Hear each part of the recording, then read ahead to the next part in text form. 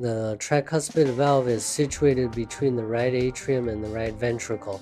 The tricuspid valve regulates blood flow between the right atrium and the right ventricle. The primary function of the tricuspid valve is to ensure unidirectional blood flow.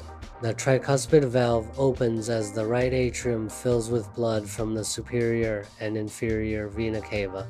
Atrial contraction allows blood to pass freely through the open tricuspid valve into the right ventricle. The tricuspid valve closes tightly during right ventricle contraction, preventing backflow into the right atrium.